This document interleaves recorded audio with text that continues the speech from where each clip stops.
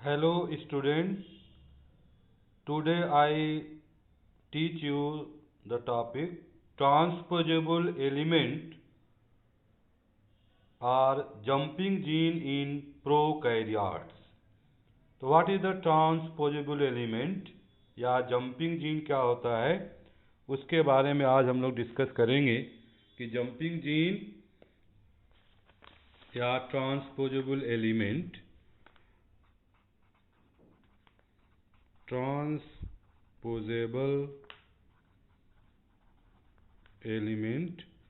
को क्या कहते हैं हम लोग, जंपिंग जीन। तो जंपिंग जीन क्या होता है कि जैसे आपका ए सेल है, इसके अंदर ये आपका न्यूक्लियस है, इसके अंदर ये डीएनए है। तो यदि इसको आप इनलार्ज करके देखें कि यदि ये मान लीजिए आपका डीएनए का सेगमेंट है और ये कोई मान लीजिए जंपिंग जीन है, तो ये क्या करेगा कि जंपिंग जीन यहाँ से कट करके इसी सेगमेंट में अपना क्या करता है, पोजीशन चेंज कर देता है और आकर के यहाँ पे अटैच हो जाएगा। तो एक जगह से कट होगा, सेल्फ स्प्लाइसिंग है, अपने यहाँ से कट होकर के दूसरे जगह उसी सेल में, दूसरे सेल में नहीं, सेम सेल में अपना पोजीशन चेंज कर देता है। तो इस तरह के जो जीन है उसको हम लोग क्या कहते हैं, जंपिंग जीन, जो कि अपना पोजीशन क्या कर रहा है, चेंज कर दे रहा है एक और उसी सेल के अंदर। तो इसके पहले कहा जाता था कि जो जीन है वो आपका क्या है, उसका जो जीन का पोजीशन होता है, मोस्ट ऑफ द केसेस जो जीन का पोजीशन है वो फिक्स है। वो जीन का पोजीशन या जीन का जो लोकेशन है वो चेंज नहीं हो सकता है, जीन का पोजीशन क्या है, फिक्स है। लेकिन बाद में जब कुछ डिस्कवरी हुई, खोजा गया कि नहीं, जीन अपना पोजीशन आपका वो बदल सकता है, जीन अपना लोकेशन बदल सकता है। तो इस तरह के जीन को जो अपना लोकेशन अपने से बदल लेते हैं उसको क्या कहते हैं, जंपिंग जीन या ट्रांसपोजेबल एलिमेंट। और ये जंपिंग जीन ट्रांसपोजेबल एलिमेंट आपको prokaryotic cell, eukaryotic cell, mammals, drosophila जो भी है सब में देखा गया है, सब में आइसोलेट हुआ है जंपिंग जीन या जो ट्रांसपोजेबल एलिमेंट है, सब में मिलता है। तो ट्रांसपोजेबल एलिमेंट है क्या चीज़, या jumping gene, gene do not move from one position to another to a great extent. This assumption have been satisfied to a great extent. पहले कहा गया था कि जीन अपना एक पोजीशन पे रहता है और उस पोजीशन से अपना ये पोजीशन चेंज नहीं करता। ये काफ़ी हद तक जितने भी जीन्स हैं सब पे करीब करीब ये लागू हो रहा है, सब पे करीब करीब ठीक बैठ रहा है। This assumption have been satisfied, most gene occupy the fix site. जितने जीन है उनका साइट क्या फिक्स है on the chromosome and the overall structure of the genetic map is particularly invariant. तो जेनेटिक मैप, जैसे यदि हम बनारस का मैप देखें कि बनारस वाराणसी का मैप देखें कि बनारस है, यहाँ पे लंका, यहाँ पे है लंका, यहाँ पे है गुदौलिया, यहाँ पे है।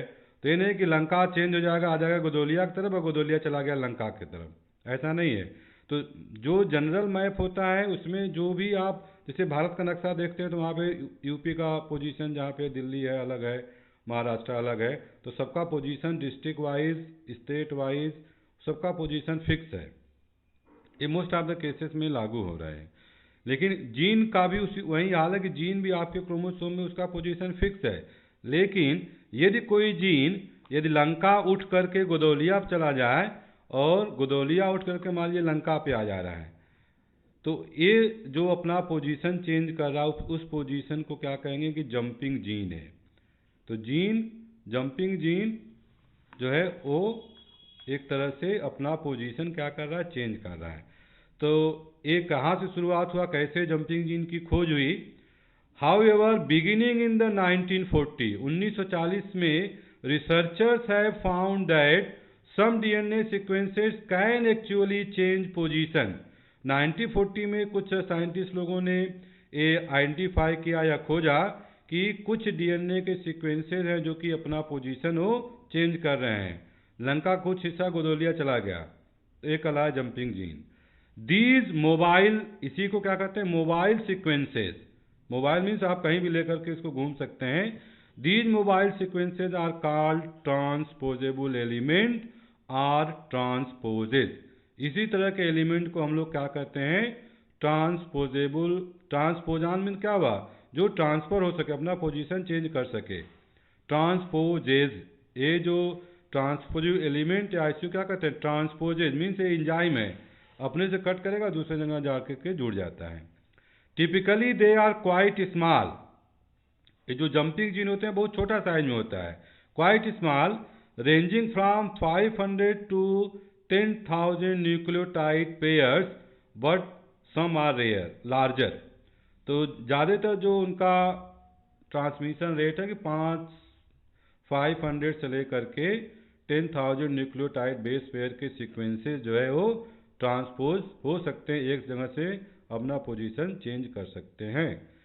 स्टडी विथ डाइवर्स ऑर्गेनिज्म, एक खोजा गया, डाइवर्सिटी है, हर जगह मिलता है diverse organism, including bacteria, fungi, nematodes, insect, plant and the mammals. तो हर इस फाइलम में, हर क्लास में आपको मिल रहा है।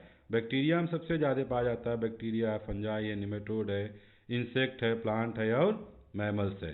सब में ये आइसोलेट किया गया, सब में देखा गया है। Transposable element are widespread among both prokaryotes and eukaryotes. तो जो ट्रांसपोजेबल एलिमेंट हैं वो दोनों तरह के सेल्स में पाए जाते हैं, प्रोकैरियोटिक सेल में भी पाए जाते हैं और यूकैरियोटिक सेल दोनों में पाए जाते हैं। सबसे पहले जो खोज किया ट्रांसपोजेबल एलिमेंट का वो कौन है, बारबारा मैकक्लिंटॉक। तो जो डिस्कवरी है, किसने इसको डिस्कवर किया ट्रांसपोजेबल एलिमेंट को, बारबारा मैकक्लिंटॉक ने इसको सबसे पहले आइसोलेट किया। और किसमें, मेज में। मेज मीन्स क्या होता है, जो भुट्टा हम लोग खाते हैं उसी को कॉर्न जिसको कहते हैं, कॉर्न कहिए या मेज कहिए, एक ही चीज़ है। तो जो मेज है उसमें जब आप मेज का भुट्टा आप कभी खाए होंगे तो इसमें जो सीड है, जो सीड का कलर क्या होता है, जितने भी सीड हैं सारे सीड के जो कलर हैं वो एक तरह के होते हैं। लेकिन इन्होंने देखा कि जो उसी सीड में कोई एकाक जो सीड है वो आपका जो है उस कभी रेड हो जा रहा है, कभी पिंक हो जा रहा है, या कभी डार्क ब्लू हो जा रहा है या ब्लैक हो जा रहा है। तो ये एक ही सीड में, बाकी सीड आपके उसी तरह से हैं, सिर्फ एक सीड का कलर यदि चेंज हो जा रहा है, बाकी आपके नॉर्मल एक सीड कलर आपका चेंज हो गया, कलर सीड। तो इसको इन्होंने कहा कि ये जो कलर का सीड जो चेंज हो रहा है मेज में, due to the jumping gene या मोबाइल एलिमेंट के वजह से इस सीड का कलर चेंज हो रहा है। तो सीड का कलर एक पार्टिकुलर, ये मल्टी जीन इन्वॉल्व होते हैं कलर। कोई कलर आपका जो एक, जैसे हम लोगों में भी है, स्किन का कलर एक जीन से नहीं रिस्पॉन्सिबल होता है, ये मल्टीपल जीन से कंट्रोल होता है। तो उसी तरह से सीड में भी जो कलर है वो एक वजह से नहीं, ये कई जीन रिस्पॉन्सिबल होते हैं उसके वजह से। तो यहाँ पे जो इसका पोजीशन एक जगह से चेंज करके ये दूसरे जगह जा कर के अटैच हो गया, तो इसमें तो म्यूटेशन तो नहीं हुआ क्योंकि वो उसी सेल के अंदर है, न तो उसमें कोई आपका डीएनए बेस पे चेंज हुआ। सिर्फ ये that is the positional effect. ये सिर्फ क्या है, ये अपना पोजीशन बदल दिया। ये यहाँ उसी क्रोमोसोम में है मान लीजिए, लेकिन ये यहाँ से चेंज कर गया इस जगह। तो ये जो आपका मोबाइल एलिमेंट या जेनेटिक एलिमेंट होते हैं या इस तरह के जितने भी एलिमेंट हैं, ये जो इफेक्ट शो करेगा that is the positional effect. Position change होने की वजह से उसमें बहुत ही माइनर चेंजेज हो सकता है, लेकिन ये म्यूटेशन नहीं कहलाता है क्योंकि उसमें वो जीन या एंजाइम में कोई कैरी कर रहा है, वो कोई जीन को कैरी कर रहा है तो जीन तो सिंथेसिस होगा ही, सिर्फ उसका पोजीशन बदल गया। तो यदि वो पोजीशन कलर का वाला है जिसकी वजह से कलर आपका डेवलप कर रहा है, तो उसके कलर कॉम्बिनेशन में आपका चेंजेस हो सकते हैं। जैसे कलर बहुत तरह के होते हैं, आप कितना प्रोपोर्शन में कौन सा चीज़ डाल रहे हो उसके वजह से कलर आपका अलग अलग डेवलप कर सकता है। तो यही है कि यहाँ पे कौन सा अमाउंट ज़्यादा सिंथेसिस हुआ, कौन सा अमाउंट कम हुआ जीन का, उसके वजह से कलर आपका सीड का जो कलर है वो चेंज हो जाता है। तो बारबरा मैकक्लिंटॉक ने सबसे पहले इसको खोज किया मेज में, तो डिस्कवर किसने किया इसकी, मैकक्लिंटॉक ने इसको खोजा। ट्रांसपोजेबल एलिमेंट हमको जो पढ़ना है प्रोकैरियोट में सिर्फ पढ़ना है, यूकैरियोट में नहीं पढ़ना है, क्योंकि यहाँ पे जो आपका सिलेबस में है transposable element in prokaryote.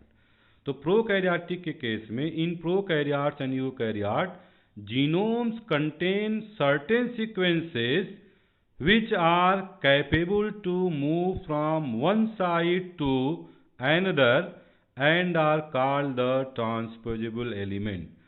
Prokaryotic cell और यूकैरियोटिक सेल के जीनोम में कुछ ऐसे सीक्वेंसेस पाए जाते हैं जो कि अपना पोजीशन एक जगह से दूसरे जगह चेंज कर लेते हैं। तो इस तरह के एलिमेंट को क्या कहते हैं, transposable element. According to the some worker, कुछ साइंटिस्ट के अकॉर्डिंग ट्रांसपोजेबल एलिमेंट में भी इंक्लूड द फॉलोइंग। तो जब आप ट्रांसपोजेबल एलिमेंट का क्लासिफिकेशन करेंगे प्रोकैरियोटिक सेल या बैक्टीरिया में, तो तीन तरह का ज़्यादातर साइंटिस्ट लोगों ने क्लासिफिकेशन किया। पहला है इंसर्शन सीक्वेंस और आईएस एलिमेंट, दूसरा है ट्रांसपोजांस, ये इसको कहते हैं कंपोजिट ट्रांसपोजांस, एंड तीसरा है रिट्रो एलिमेंट।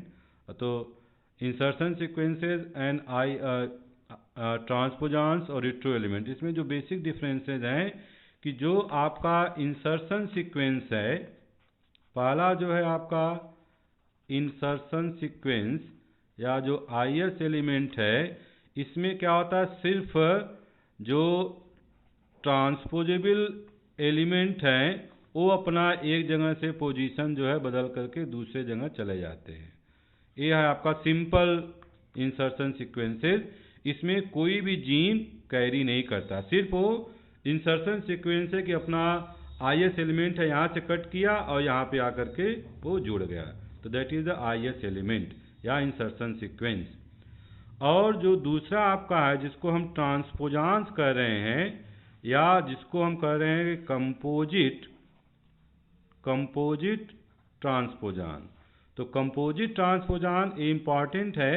इसमें तो इंसर्शन सीक्वेंस के साथ साथ कोई न कोई जीन भी इसमें ट्रांसफ़र होता है, और ज़्यादातर जो बैक्टीरियल में कोई ड्रग रेजिस्टेंस जीन कैरी करता है। तो यदि सिर्फ आपका इंसर्शन सीक्वेंस है जो कि अपना पोजीशन सिर्फ बदल रहा है, उसमें कोई जीन नहीं है, तो उसे क्या कहेंगे, इंसर्शन सीक्वेंस।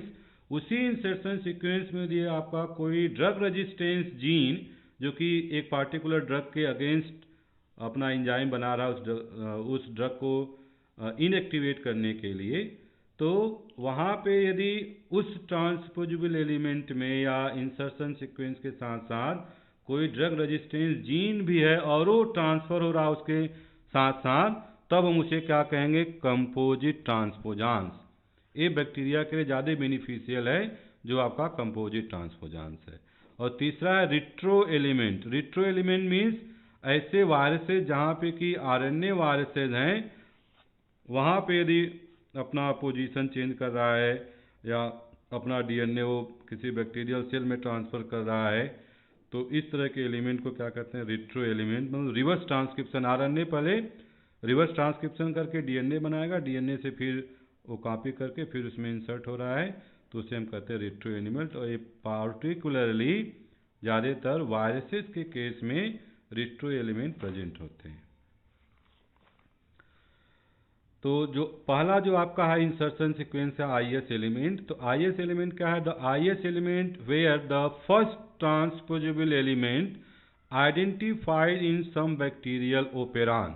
तो जो आईएस एलिमेंट है इसको सबसे पहले जो आइसोलेट किया गया, कहाँ पे आइसोलेट किया गया, बैक्टीरियल ओपेरॉन में। व्हाट इज द ओपेरॉन, क्या होता है भाई, बैक्टीरियल ओपेरॉन।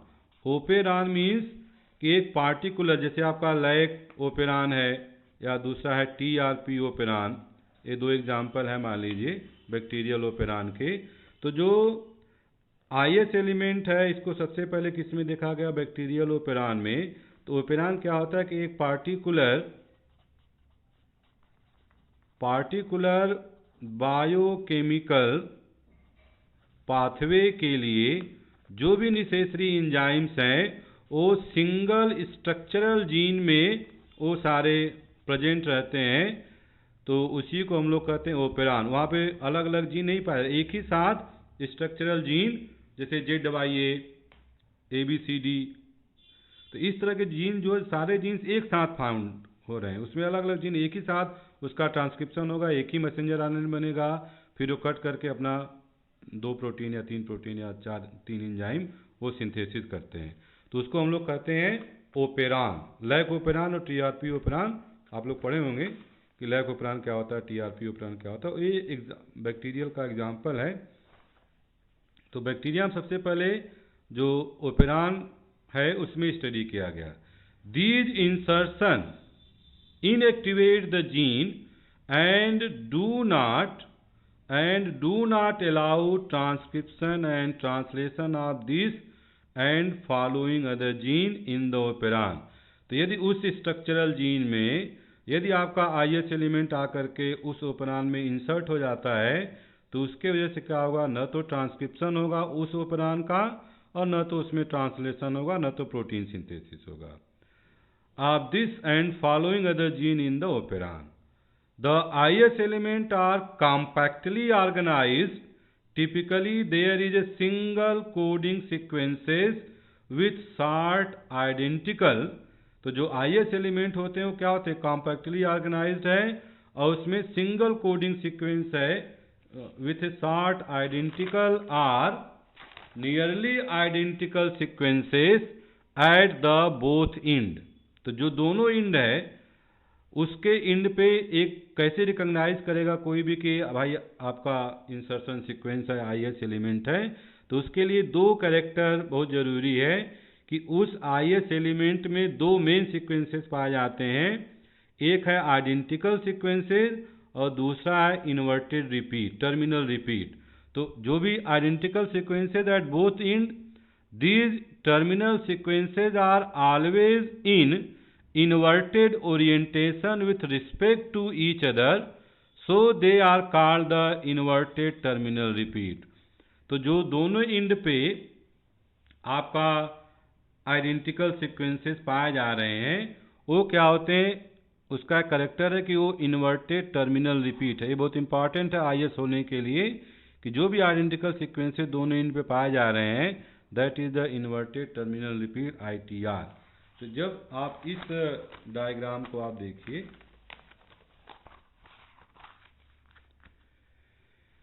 यहाँ पे जो डायग्राम है यदि इसको हम यहाँ पे फिर से बनाते हैं, ये आपका DNA हो गया,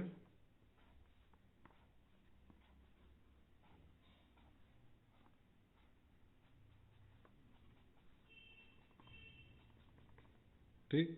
तो ये जो DNA है इसमें ये आपका इन्वर्टेड रिपीट है, that is the inverted repeat, और ये आपका इन्वर्टेड IS एलिमेंट। ये है उसका स्ट्रक्चरल जीन है। ये भी ये दोनों जो कहलाएंगे आपके that is the inverted IS element. तो यहाँ पे जैसे आपका ये है सीक्वेंस, तो यहाँ पे पहला क्या इन्वर्टेड रिपीट है, जीन्स फॉर द ट्रांसपोजिशन है बीच में, और यहाँ पे that is the structural gene है जैसे ओपेरान का हो गया। यहाँ पे भी वही चीज़ है, इन्वर्टेड रिपीट है, ये भी आपका इन्वर्टेड रिपीट है या इन्वर्टेड IS एलिमेंट। तो जीन फॉर ट्रांसपोजिशन मीन्स ये यहाँ से जीन जो है कट करके दूसरे जगह जा सकता है। तो कैसे हम आइडेंटिफाई करेंगे कि आपका जो है वो IS एलिमेंट है या नहीं। तो इसी को हम यहाँ पे और डिटेल में यहाँ पे बताइए। तो आपका सिंपल हो गया कि इन्वर्टेड रिपीट है, जीन फॉर ट्रांसपोजिशन, ये आपका स्ट्रक्चरल जीन, फिर आपका इन्वर्टेड रिपीट। इसको जब आप डिटेल में यहाँ पे देखिए तो ये जो आपका ये डीएनए का डबल स्टैंड है, यहाँ पे आपका जो ये तीर लगा हुआ है इस तरह का,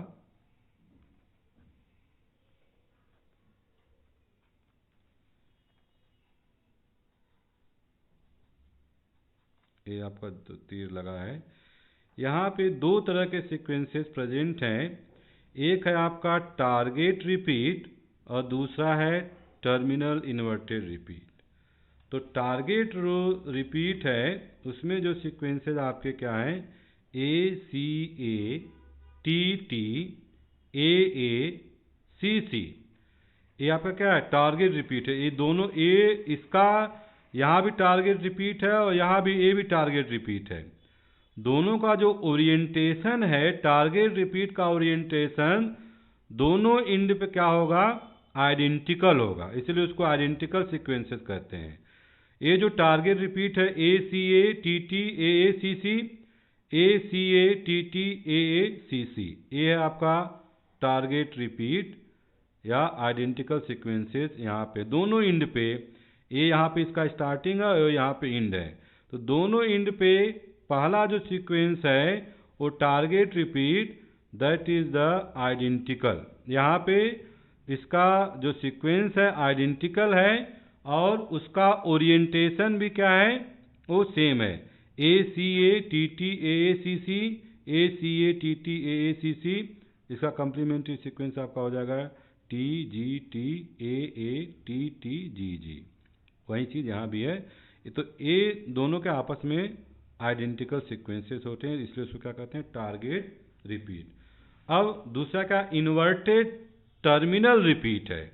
इसके बाद वाला जो सीक्वेंस है यहाँ वाला, यहाँ का जो ए वाला जो सीक्वेंस है, ये जो सीक्वेंस है आपका, that is the inverted terminal repeat. Inverted terminal repeat कैसे हुआ है, देखिए पहले आपका यहाँ पे क्या है, सी है, टी है, जी है, ए है, सी है, टी सी टी टी, ठीक। अब इसको यदि आप इन्वर्ट कर दें, अब इधर वाला सीक्वेंस देखिए, इसको आप उल्टा कर देंगे तो क्या होगा, यहाँ ये जो सीक्वेंस आपका है सी टी जी ए सी टी टी, अब इसको आप अपोजिट डायरेक्शन में कर देंगे तो यहाँ से हो जाएगा, ये यहाँ वाला अब यहाँ चला गया, सी हो गया, ये टी हो गया, ये जी हो गया, ये ए हो गया, ये सी हो गया, ये टी हो गया, ये सी हो गया और ये टी और टी हो गया। तो जो सीक्वेंस यहाँ पे था, इन दोनों का जो रिपीट है वो क्या हो गया, उल्टा हो गया। इधर से सी टी है, यहाँ पे टी आके ख़त्म हो रहा है, यहीं पे अब इसको उलट दीजिए आप, उलट देंगे तो क्या हो जाएगा, ये जो टी इधर था वो इधर चला आया, टी टी इधर से भी मिला सकते हैं, इधर से मिलाएंगे तो यहाँ से मिलाना पड़ेगा, यहाँ से मिलाएंगे तो यहाँ से मिलाना पड़ेगा आपको। ये जो इन्वर्टेड टर्मिनल रिपीट है, सी टी जी ए सी टी टी, अब यहाँ से पढ़ेंगे वही होगा, सी टी जी ए सी टी टी। अब यहाँ पे आप वही चीज़ है, इसका कम्प्लीमेंट्री जी ए सी टी जी ए जी ए। अब इसका यहाँ देखिए, ये हो गया जी ए सी टी जी ए और जी ए। तो ये क्या, इन्वर्टेड टर्मिनल रिपीट। तो किसी भी आई एस एलिमेंट में यदि कैसे वो आई एस एलिमेंट बनेगा, क्या उसकी प्रॉपर्टी होनी चाहिए, तो किसी भी आई एस एलिमेंट को होने के लिए आपका ये दो रिपीट उसमें प्रेजेंट होना जरूरी है। कौन कौन से रिपीट, एक सेम ओरिएंटेशन वाला रिपीट जो कि दोनों इंड पे है, और उसके बाद जो है आपका टर्मिनल इन्वर्टेड रिपीट जो कि यहाँ पे प्रेजेंट है। तो यदि ये दोनों चीज़ किसी भी जीन में है या किसी भी डीएनए के सीक्वेंस में है, तो ये इसका मतलब कि वो आई एस एलिमेंट बन सकता है, वो आई एस एलिमेंट की तरह बिहेव करेगा यदि उस सीक्वेंस में target repeat and inverted terminal repeat दोनों प्रेजेंट हैं इट मीन्स कि वो आपका ट्रांसपोजेबल एलिमेंट कहलाएगा। वो ये इसका कैरेक्टरिस्टिक है। यदि इसमें से दोनों रिपीट नहीं है तो इसका मतलब वो ट्रांसपोजेबल एलिमेंट नहीं बन पाएगा। तो ट्रांसपोजेबल एलिमेंट बनने के लिए ये दोनों सीक्वेंस का होना जरूरी है, एक टारगेट रिपीट का और दूसरा है इन्वर्टेड टर्मिनल रिपीट का। तो टारगेट रिपीट का ओरिएंटेशन सेम डायरेक्शन में होगा, दोनों सीक्वेंसेस सेम होंगे, और इन्वर्टेड टर्मिनल रिपीट का जस्ट उसका आप अपोजिट कर देंगे उलट करके, तो आपका इन्वर्टेड टर्मिनल रिपीट कहलाएगा। तो किसी भी IS एलिमेंट को होने के लिए ये दो कैरेक्टर का होना वो मस्ट है। The length ranges from a 9 to 14 nucleotides when an IS element transposes a sequence of the host DNA at the site of the insertion is duplicated। जो भी लेंथ है न्यूक्लियोटाइड का, जो लेंथ होना चाहिए IS एलिमेंट के लिए जो ट्रांसपोजेज का वर्क कर रहा है, तो उसके लिए जो है 9 to 14 न्यूक्लियोटाइड का बेस पेयर ट्रांसपोजेज कर सकता है, और उसका क्या होगा, DNA सिंथेसिस करेगा, डुप्लीकेशन होगा। उसके बाद the nature of the duplication is revealed by the comparing the sequences of insertion has occur at the site of insertion. The IS element is always flanked by very short direct repeat.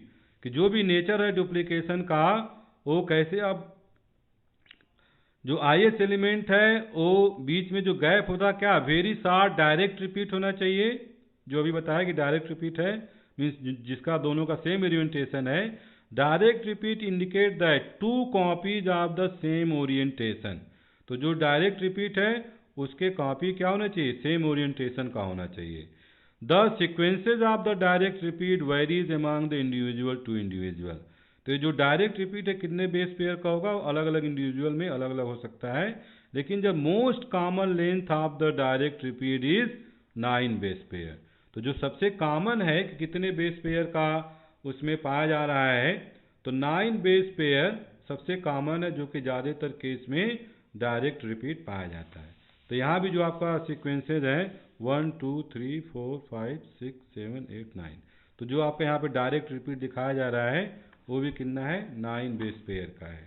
तो 9 base pair के common जो length है जो कि direct repeat बनाता है 9 base pair का।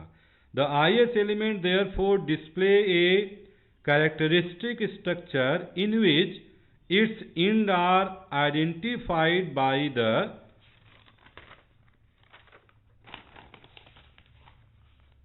inverted terminal repeat and the adjacent end identified by the direct repeat।